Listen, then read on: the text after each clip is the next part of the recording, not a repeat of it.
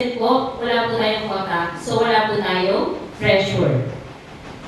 Wala din po tayong ocular inspection, wala tayong set-up fee, and of course, pinakamahalaga po sa lahat, wala tayong renewal fee.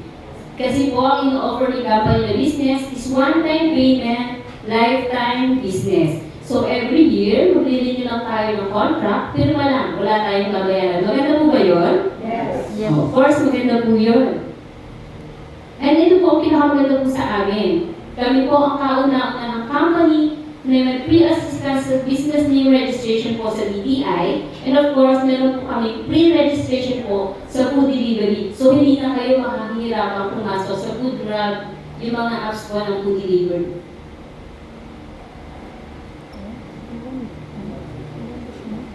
At ito naman po yung mga franchises po namin na nag-ooperate na po.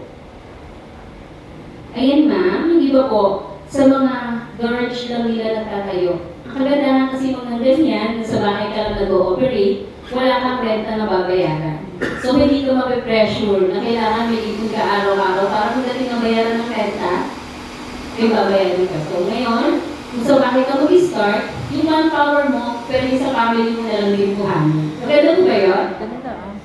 Yung iba naman po sa mga commercial buildings, yung iba nagtatayo talaga sila ng mga malalaking physical store, and of course yung iba naman po is nakikipag-tie up po sa mga catering services. Ano rin po ba yung sa mga sa mga events, birthday events, dahil late nagpapakain si caterer, yes po, may pika-pika po sa gabi, pila po dyan yung card, pwede po tayo makapag-tie up doon. Kasi since ang ating card is collapsible. So maganda pong idea yun para mas mabilis po tayo kumita. At ito naman po yung example po ng collapsible food cart. Yan naman po kung ano po yung mapipili ng package, yun po yung magiging design po ng food cart. At ito naman po yung mga pagpipilian po natin ng mga mid-range concept. Yume shawarma, yung mga mahihilig po sa shawarma, Yume po ang basa po dyan ha, hindi po umay. Hindi na po tayo binibidhan na umay na po ang ating customer. Opo, kaya pag sinabi po, ano yung tanong Yume shawarma po ha. Opo. Yan po ay Japanese word po na ibig sabihin po is delicious po.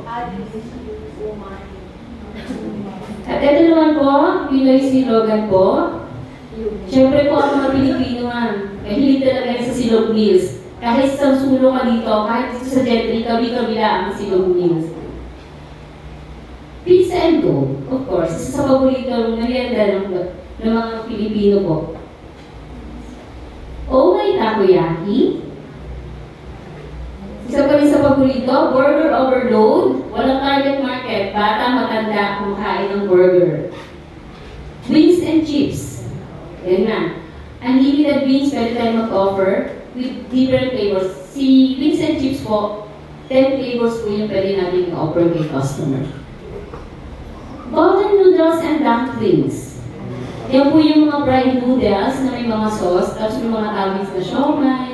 Na mismo yung mga customer nyo po ang mamimili kung anong sauce po yung gagamitin nila. And of course po yung aming top franchise, Chai Cafe. So yung mga drinks, 7 variety po. May matcha series, sprout, coffee, non-coffee. Madami kayong mapipilian lang sa mga mid-range concept. And of course, may mid-range tayo. Meron din tayong high-end concept. Pero bago po yan, Sir Ace. And papatigin po sa atin ni Sir Ace ang isa po sa mga produkto po ng